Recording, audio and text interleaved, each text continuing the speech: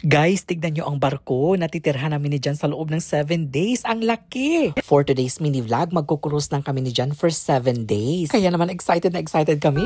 Ayan na yung barko. Ayan na, nakita ko na yung barko, guys. It's right there, Johannes. I can't wait na ipasilip sa inyo ang aming kwarto, guys.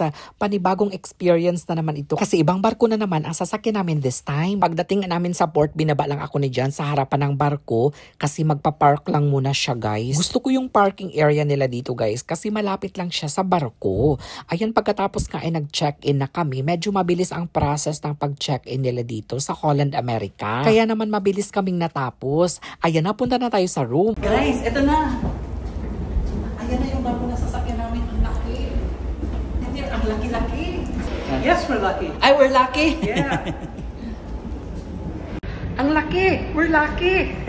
Pagpasok mo pa lang sa barko, mapapansin mo kaagad ang mga display na artwork na binibenta nila. Pagkatapos tinignan lang namin yung mapa at tinitignan namin kung saang parte ng barko ang aming kwarto kasi medyo nakakalito, guys eh. Merong kasing middle, merong aft, merong forward. Maglalakad na lang kami papunta sa taas kasi ang daming tao. Ayan na, nandito na kami sa loob. From second floor, nilakad na lang namin going to 7th floor, guys, kasi hindi kami makasingit, guys, sa dami ng tao sa elevator. Ay, hinihingal ako, guys. Malapit na tayo sa room. Aha.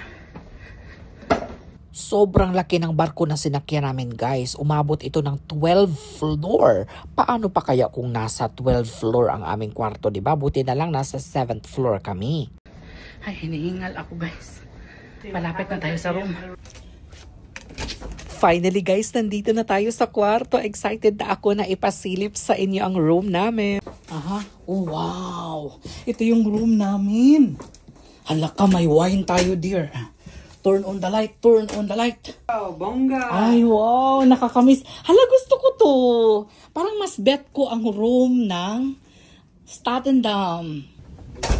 And as soon as you get inside, okay, you will see here the switch and then you will stick in your card here. The only difference, this is your locker.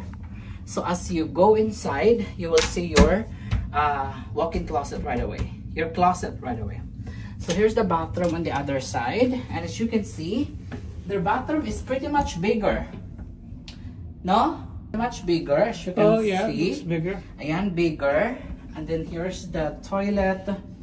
Sink is a little smaller. So they have towels in here if you need extra. And then they have glass.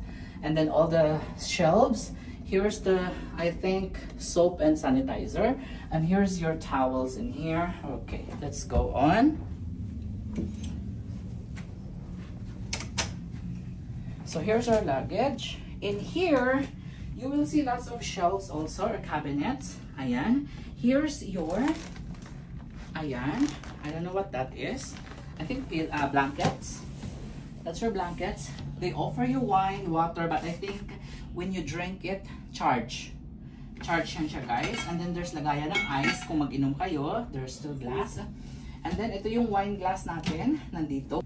And then on this side, you have your TV, you have your remote, flat screen, malaki ang TV. You can put anything in here like magazines. Yay! This is the bed. Okay, the bed, we have the light in here. Switch on.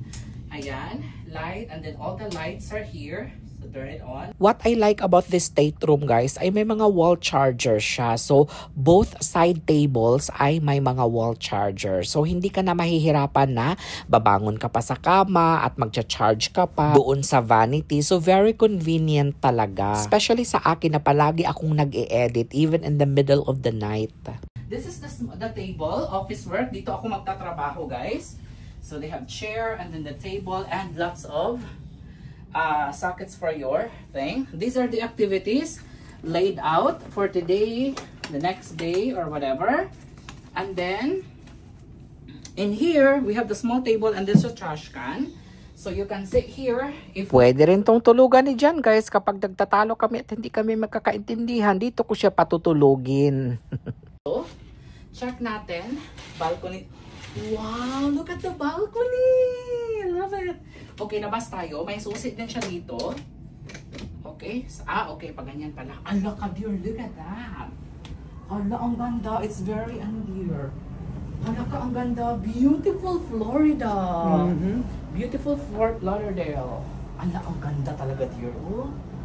Wow. Ay. Sobrang refreshing at relaxing na kaagad ang view na natatanaw namin. Hindi pa nakakaalis yung barko namin guys, pero ganito nakaganda ang tanawin. O diba, how much more sa mga bansang pupuntahan namin. Kaya naman abangan nyo yan guys, dahil magugulat talaga kayo.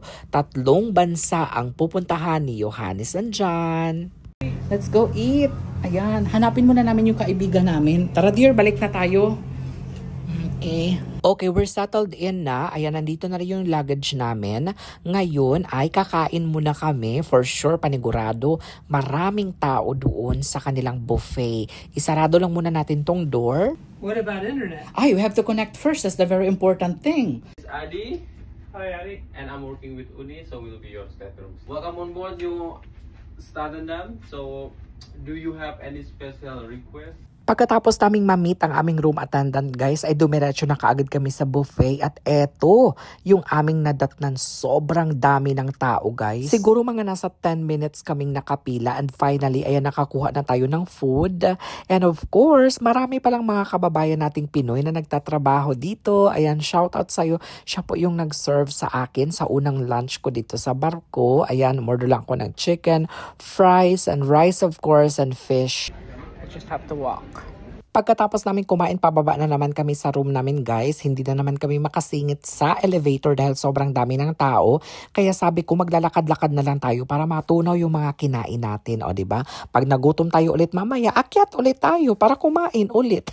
O ganun lang naman ang life natin dito sa barko. Inom lang, kain lang, tulog, pasyal. Diba? It's like a big mall. Balik ulit tayo sa kwarto guys dahil mag-a-unload lang tayo ng mga damit natin. I-hanger lang natin sila. May mga hindi pa pala ako na ipakita sa inyo guys. Ayan, gaya na lamang nitong mini fridge. Ayan, may mga laman na yan guys. Pero kapag kukuha ka dyan, i-charge yan nila sa iyong room. So ito na po yung naplansya ko guys. No, ito na po yung naplansya ko. Yan ang sinasabi ko sa inyo na ayaw ko na mamalansya kasi tignan nyo. Sus, baka ipaplansya ko na lang ulit ito dito guys. Ayun, magbabayad na lang tayo ng $4.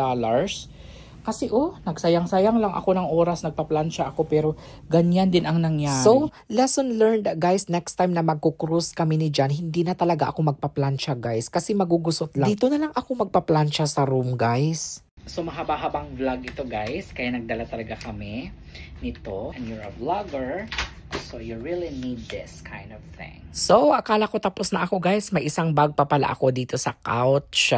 Hindi ko pa nailabas lahat ng mga pang personal care ko yan. Mga moisturizer, mga sunscreen, and everything. And that's it for our mini vlog guys. Thank you so much at sana nag-enjoy kayo sa ating room tour. Abangan ninyo sa mga susunod na araw ang mga vlogs namin ni John sa iba't ibang bansa na pupuntahan namin. Thank you for watching. Have a nice day. Yes sir, yes sir. It is important. Ano yan? Hala ka. Unlike the event that in other Get your is our